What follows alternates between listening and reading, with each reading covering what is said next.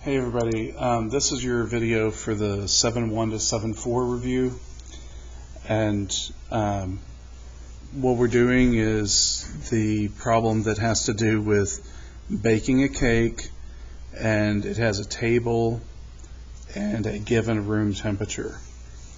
So the room temperature in this one is 70 degrees. So remember how we did it on the homework was just subtract 70 from each one of these, and so there's a couple of different representations of that.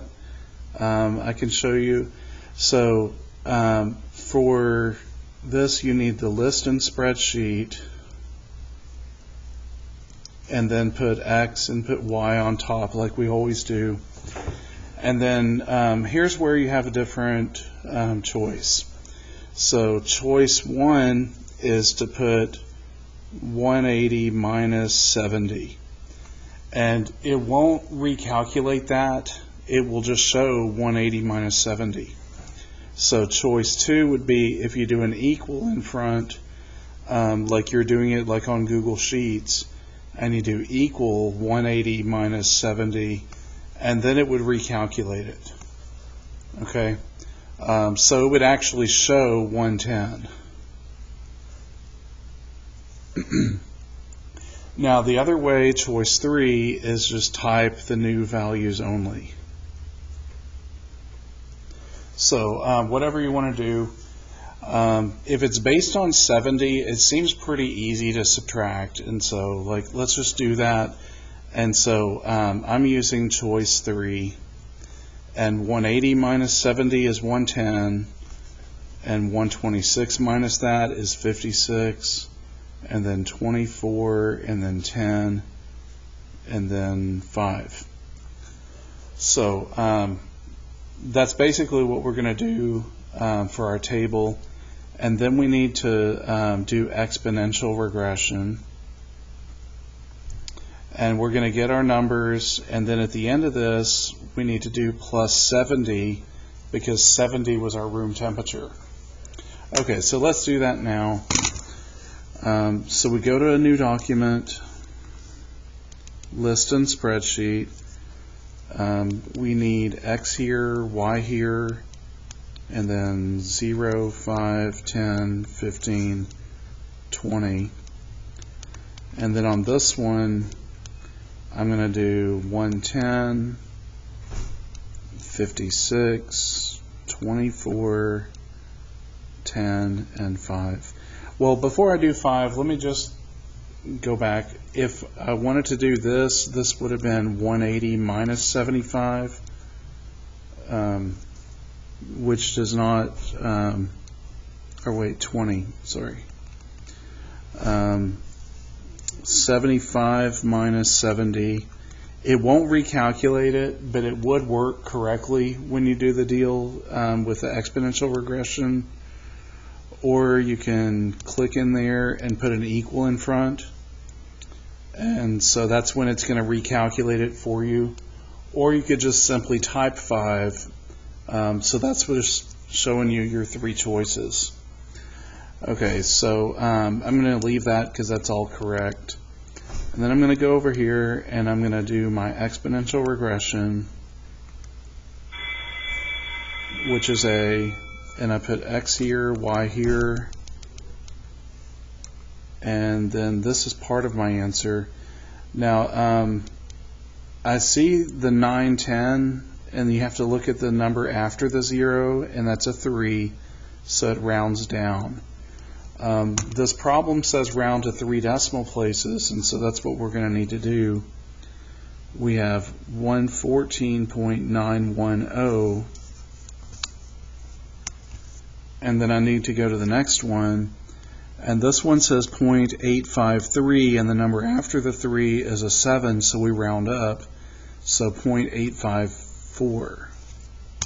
So times 0.854,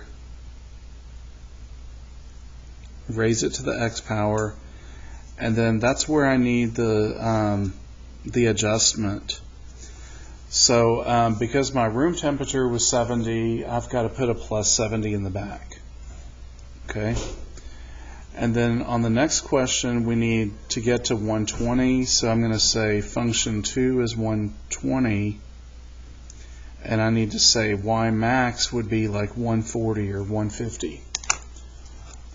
So let's do that. I'm going to first start a new page. So new page, so that's control doc. And I want to do add graph, and then when I go to F1, it's going to have the equation, except for what it does not have is the plus 70. So go to the end of the equation, go to the end and put plus 70. So right after the x, make sure you're not too high, go normal, plus 70, and now I need to change this to be 140, that's my y max, and I need to hit tab and put in this temperature, which is 120, in order to find where they cross. So I need my intersection between here and here, 5.26, and this only wants one decimal place, so this would be 5.3. Okay, so that's a good amount of time with the explanation, but you could probably do that faster. Okay, now on the next one, what you do is you're going to want to graph 3 to the x, and, well, you put a half in front of that, and you want to do the asymptote. So the easiest way is just to use your calculator on a graph. Instead of typing in 1/2, I'm going to put 0.5, and then times 3 up arrow x. By the way, these are in a random order on the review, just like they would be on the test. So anyway, the 1/2 will tell you your initial value, which is your y-intercept, and our graph's basically going to look like this. So for our asymptote, which is the first one, we need y equals 0. So that's where we would have this dashed line, y equals 0. For the domain, it's going to be all real numbers, and so we put negative infinity, infinity. And for the range, it's always based on the number here, so that's going to be 0 to infinity. So basically the lowest part, 0, and then keep on going. Now notice it's parentheses, not brackets, because we don't include that number. And then from there I would just pick some good values. Remember, if you have to do this on the Math Excel, that you had to do the vertical stretch amount, which actually in this one it was a vertical shrink. You'd say vertical shrink is 1/2, and you'd say base is 3.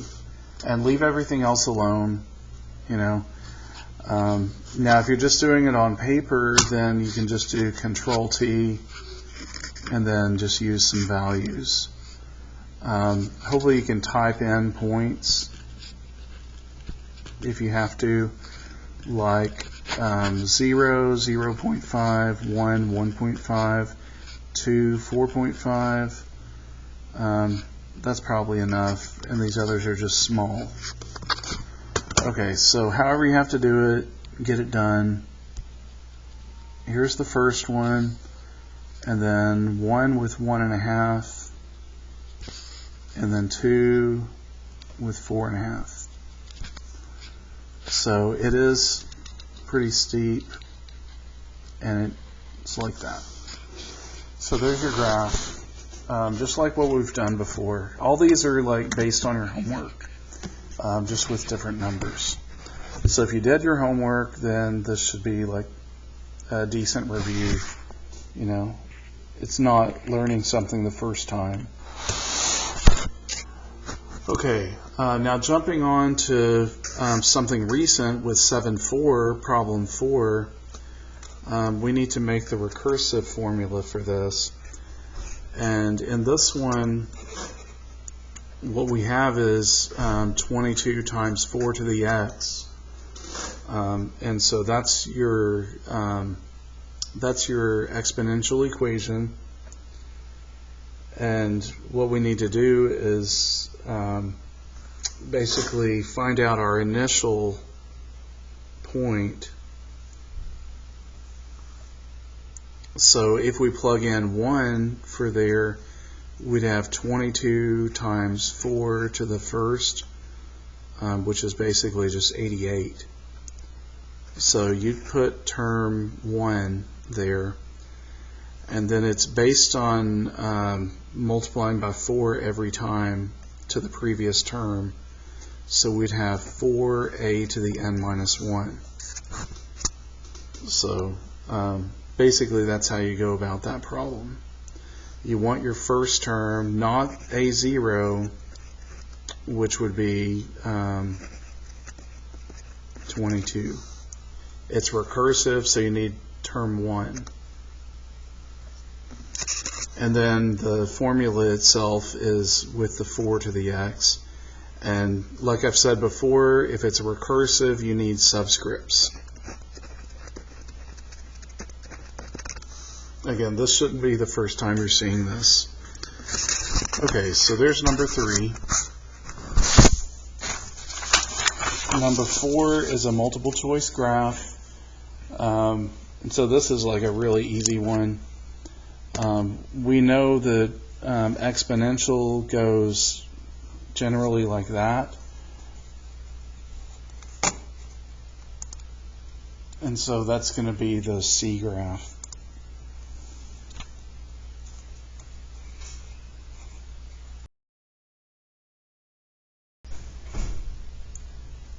Okay, so that was the C graph. Now on this one, you have your initial population that's 140,000. You put that in front. And its growth, so that means it's going to basically be 100% plus 3%. And then just make it a decimal by moving it 2 places to the left. And then what you want for this is 16 for x.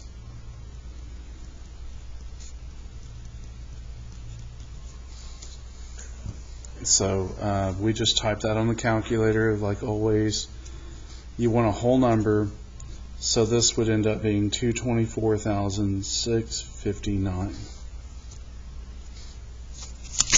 Okay. For our next several, we're graphing and answering questions related to it.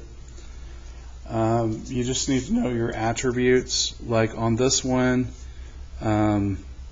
if it's plus or minus in the exponent, that means left or right. In this case, we're doing 5 to the x minus 3, so we know that's going to be right 3, and we know we have a base of 5. And we're not shifting up or down any, so our asymptote is at 0. Our domain is going to be all reals, so that's negative infinity, infinity, and our range is 0, infinity. Again, if we had a vertical shift of some sort, the numbers would change. So then we just need to graph that.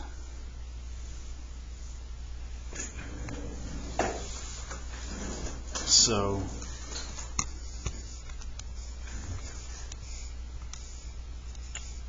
five up arrow x minus 3. Like that. And so if I go to my table, good points to use would be 3, 1, 4, 5. Some of these are too big. So if I go back a little bit,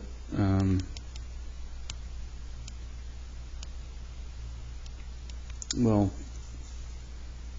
2 with 0.2. Doesn't matter that they're out of order. So 2 with 0.2, 3 with 1, and 4 with 5. And then just continue it. And it stays above the x-axis. Okay, number 7. This one, because of this part, it's decay, because it's between 0 and 1.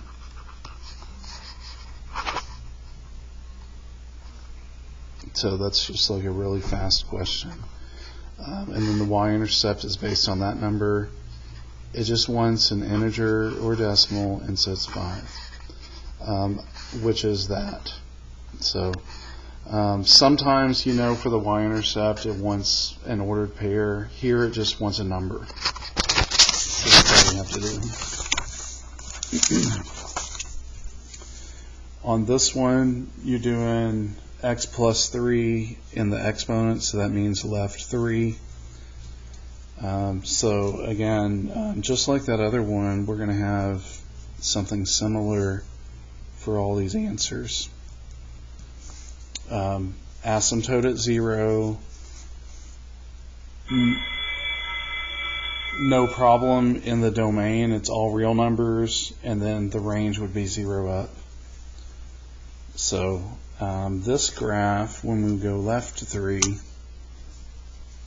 Control T to get rid of it, I need a 3 here, and I need a plus.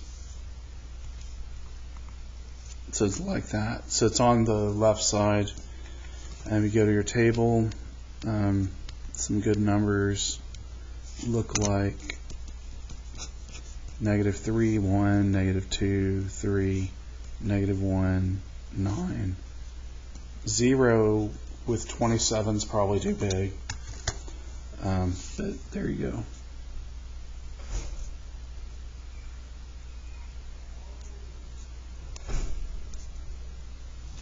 Okay, so it's like that.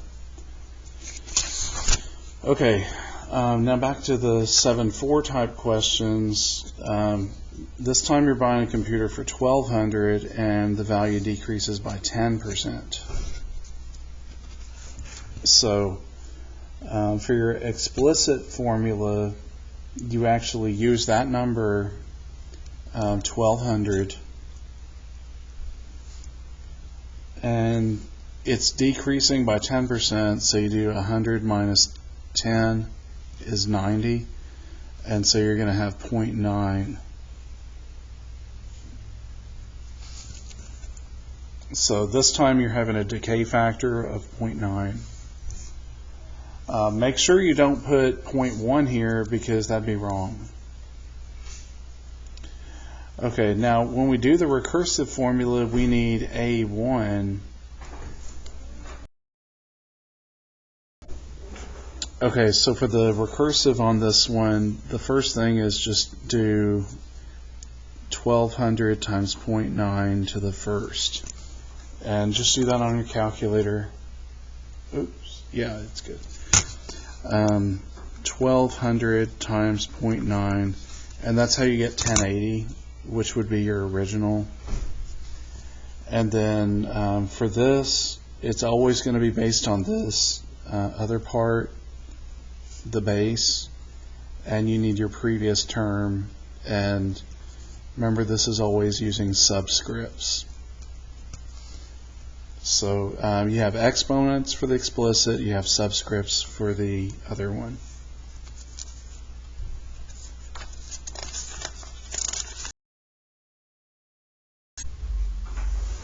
Okay, so number 10, this one, based on the exponents, we're going left 2, and this one you're going up 1.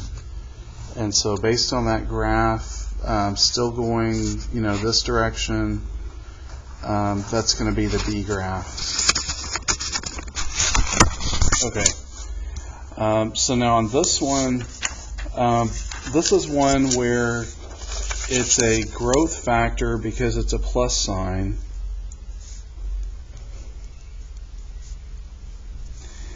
And then to figure out what you do, you just go 1 plus 0.2, and so you get 1.2.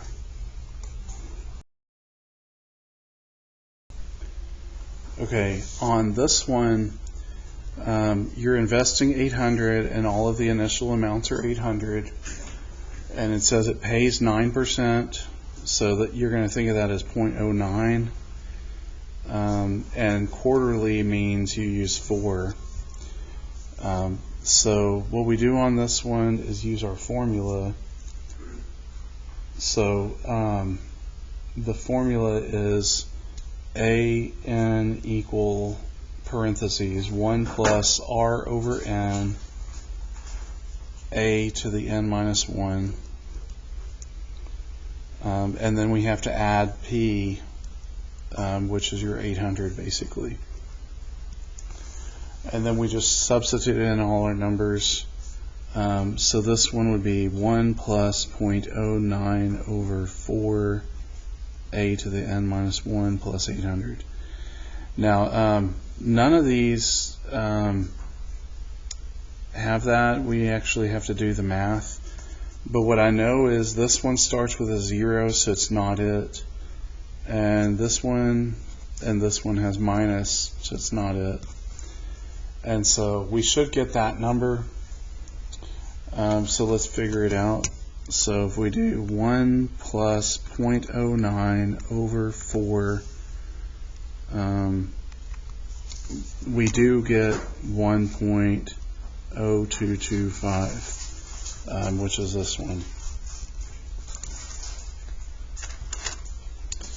Okay, now on the next one, doing something a little similar, but we have the $200 that pays 3% interest, and it's continuous compound, so that should be your hint to use E.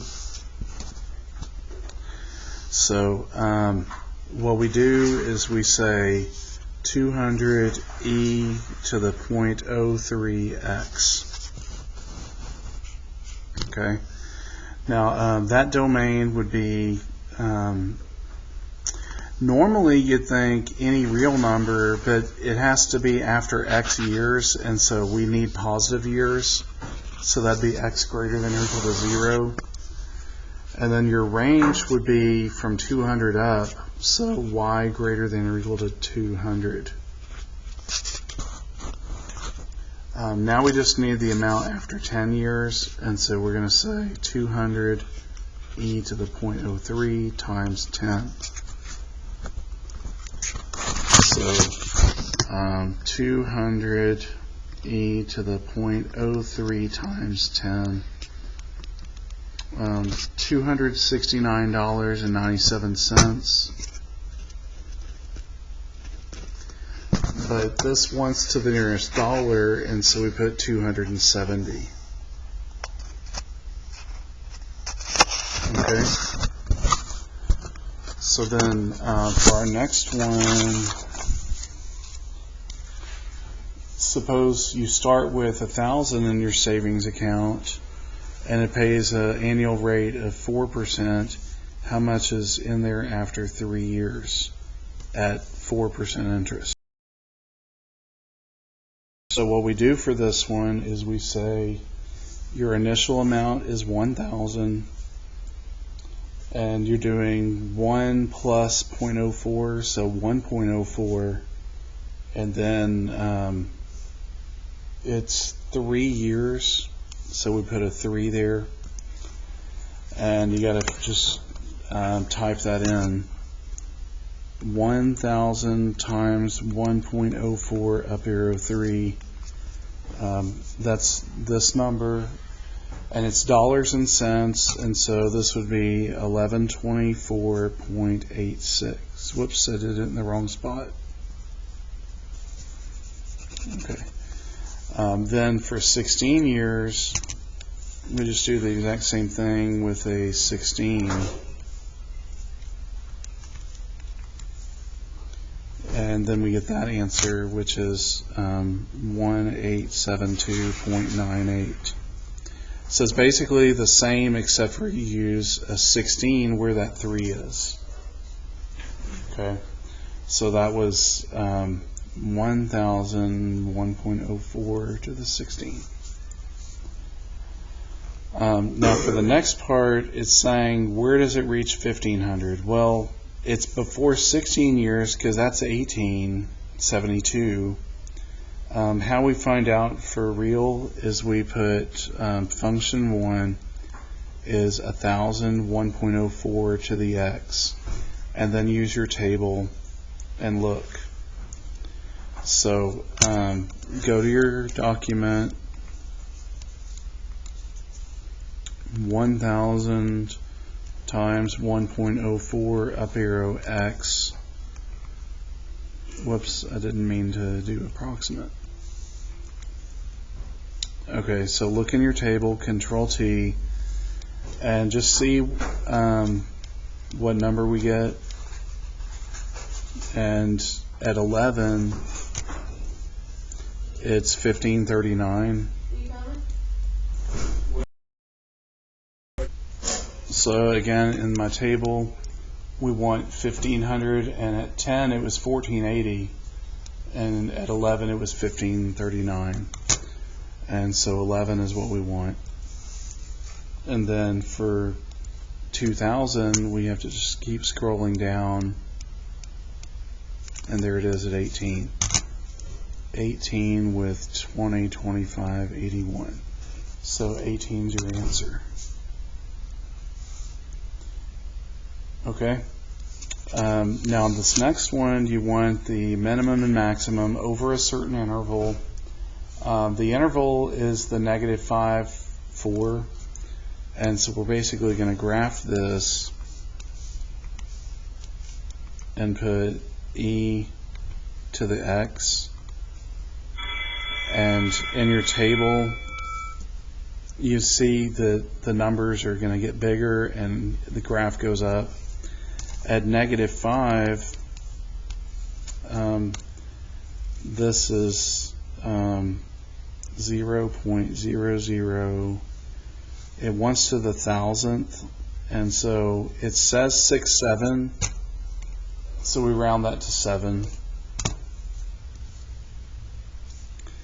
And then for the maximum value, so this is basically f of -5.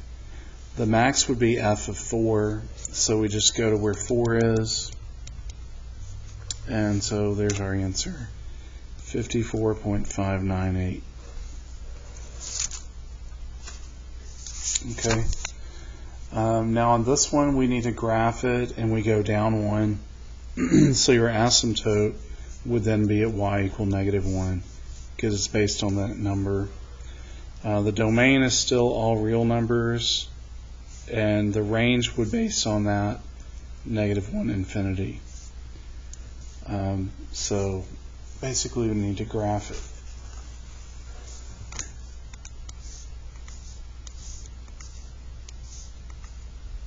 E to the x, and then we put -1. So there's our graph. If we look in the table,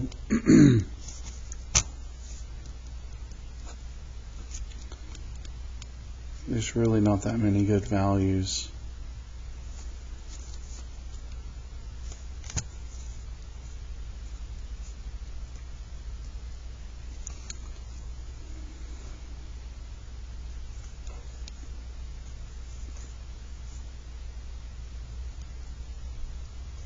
But we'll just use what we can. You see it's increasing very fast. So again, if you were graphing this on the computer using Math Excel, you just say vertical shift down 1 and say base E. Whoops, not 3, base E. But on paper, we just kind of wing it. So like that. And you know your horizontal asymptote is at y equal -1. Okay. For your next one, this one is e to the x -2. So does that mean left or right or down or what? Well, it's x to the minus 2, so that'd be right 2. So for the asymptote, it's not changing at all. It's y equals 0. Our domain would stay negative infinity, infinity, and our range would be 0, infinity. So basically, to graph it, we just change this, go back up to where the exponent is, and put minus 2, and that's how you can see it's to the right. And so at 2 it's 1.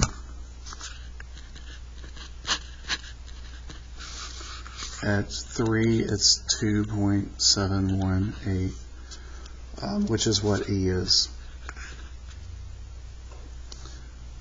At 2 it's 1. At 3 it's 2.718, and then at 4 it's 7.389. So notice how these numbers are 1 larger than this number. I wonder why. It's because we did minus 1. Okay, so all that's pretty similar.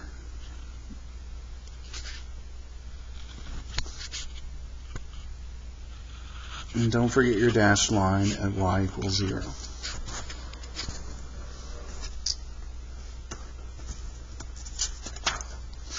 Okay. For the next one, this time e to the x plus 1.4, so that'd be left 1.4, which doesn't affect your domain at all, or your range. Now, for the x-intercept, we're going to have to think of it as x comma 0. So you basically put y equal to 0 and solve.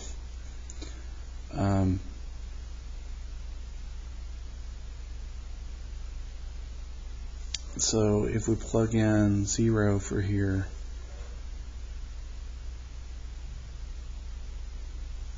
then let's see what happens on this one. The x-int is usually x0. Doesn't this one have an asymptote? Yeah. This one has an asymptote that's the x-axis, and so that means y equals 0. So there would be no x-intercept. So let me show you that on the graph. So if we do e to the x plus 1.4, that one has an asymptote at 0. And if it has an asymptote at 0, then there's no x-intercept because it doesn't cross. And that kind of ties into the bottom part where you put y equals 0 for your asymptote. Now for the y-intercept, we think 0 comma y, which basically means you're going to do e to the 0 plus 1.4, which is just e to the 1.4. And it wants an ordered pair this time. Remember, sometimes it wants just a number, but in this one it wants an ordered pair. So it would be 0 comma e to the 1.4. Whoops, this parentheses is big. Okay, so that's how that works. Then for number 19, for the explicit formula on this one, our first term is 10, and we're doubling. So we say 10, and then we're doubling, and we subtract 1. So that's how that one works. And then the recursive would be where you put 10 here from the first one, and very similar to this, but we just put 2 and then subscript, well, 2 and then a, subscript n minus 1. So that would be the pattern for this.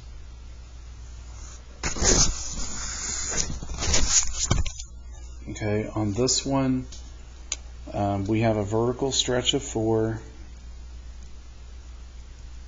and we're going left 1. And so for that one, that's the C graph. Just graph it on your calculator and work it out. Okay, on this one, it first wants to know about whether it's a compression, stretch, or not stretched or compressed. But based on this 1/2 being smaller than 1, A is smaller than 1, so that's called a compression. Again, on Math Excel, sometimes they call that shrink. So this is compressed by 1/2, so look for compressed. It is reflecting across the x-axis, which means flip down, but it's not translated any. So this is going to be no for both of these. So it's not up and down, and it's not left or right.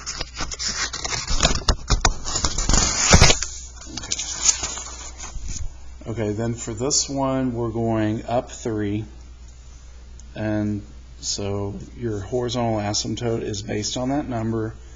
So you put 3, and then your domain is all reals, negative infinity, infinity, and your range is based on that number, so that's 3, infinity. So all that really goes together. Again, if you're using Math Excel, you'd say base 3, and it would be a vertical shift up 3. So then we just have to do our graph.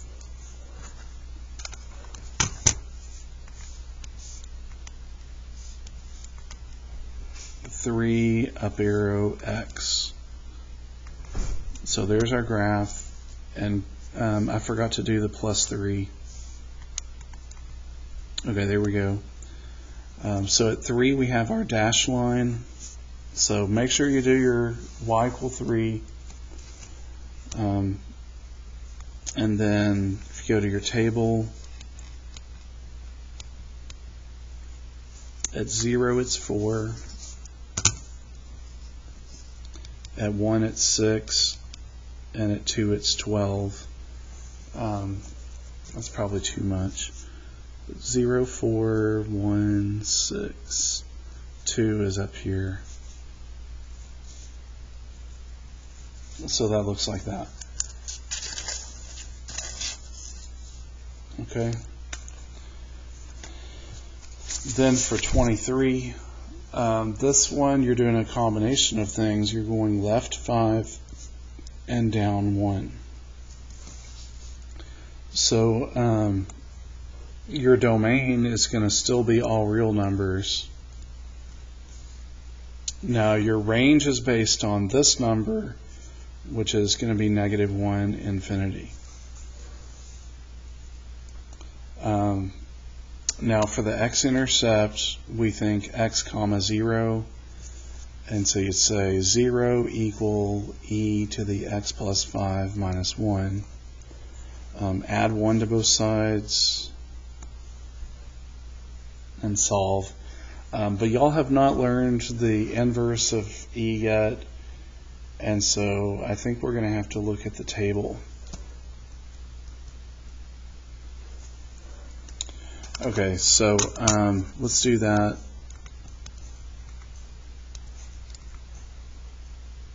E to the x plus 5 and then minus 1.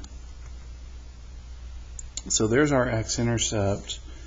And if we go to the table, we can see it's at -5, 0.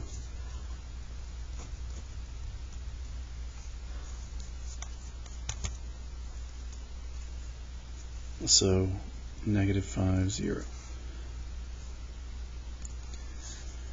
So we basically wanted to see where our y value was 0.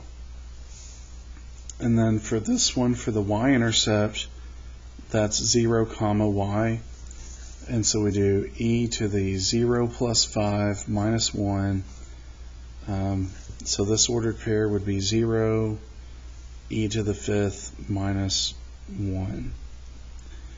Now the minus 1 doesn't go up there, it stays down here.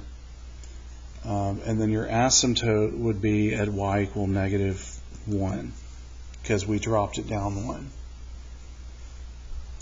Okay, last question. So on this one, our a is greater than 1, actually it's greater than 0, and our base is between 0 and 1. So it's decay based on this, because it's 1/6, and then it's a vertical stretch. So make sure you choose the one that says decay, so it's one of these. And then this says like that, so we need 0 here and 1 here, and we need a 0 here and not 1. A greater than 0. Okay, so basically if you have a times b to the x, if a is greater than 0, then it's growth, and if a is less than 0, it'd be decreasing, and that'd be like a shrink.